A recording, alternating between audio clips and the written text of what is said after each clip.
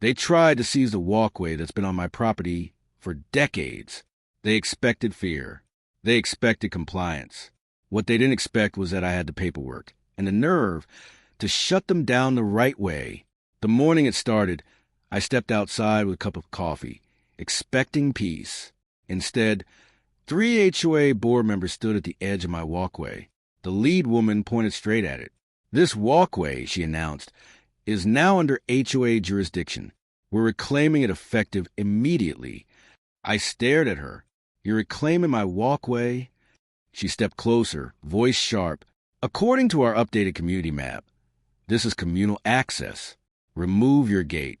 Clear the path. Residents require free passage." Her 2 escorts stood behind her like plastic statues, nodding on cue. "That walkway has been my family's property long before this HOA ever existed." I said, "If you resist," she snapped, "you'll be fined daily." There it was, the HOA's favorite weapon, intimidation. But intimidation only works on people afraid of losing. I wasn't. Inside my grandfather's old lockbox sat the truth. Hand-drawn surveys, notarized deeds, and every county stamp map going back to 1978. The walkway sat well inside our boundary. No ambiguity. No loopholes. I went straight to the county recorder's office. The clerk barely looked surprised when she saw the HOA's altered map.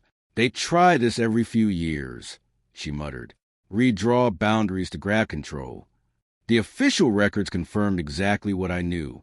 The walkway was mine. Legally, completely, undeniably. I sent the scans to my attorney.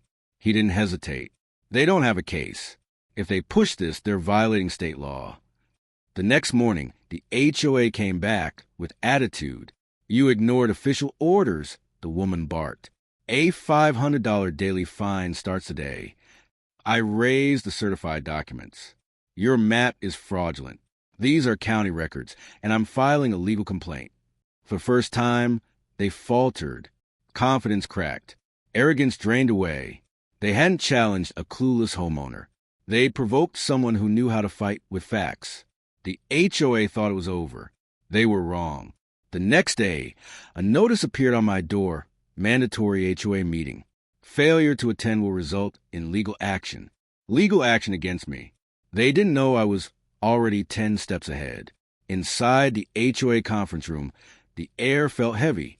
For board members sat stiff, nervous, exposed. "We've reviewed your documents," the woman began carefully.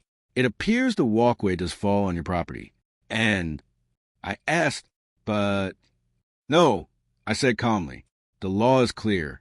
You cannot seize private land. Ever." Silence swallowed the room. She tried again. "The gate you installed may still violate." I slid another paper across the table. "County approved in 1998. Your HOA formed in 2004. You can't regulate what predates you." Shock spread across their faces. Then I ended it. I filed a formal county complaint and a quiet title action. It was like the floor vanished beneath them. 2 days later, the county surveyor called. The HOA attempted to alter boundary lines last year. We rejected it. They misled residents. That was the nail in the coffin. My attorney reviewed everything. This is a slam dunk. You could even sue for damages. In court, the judge glanced at the HOA's map and dismissed it immediately. These are not official documents. The HOA acted outside its authority. Then the ruling came down. The walkway is private property. All HOA claims are void. Further harassment will result in financial penalties. The board deflated like punctured balloons. Outside the courtroom, the same woman who threatened me earlier whispered, "We hope you'll continue cooperating with the community." I met her eyes. I always cooperate. But this land is mine. This path is mine. And the law agrees. They tried to take my walkway. Instead, I took back my rights, my peace, and my win.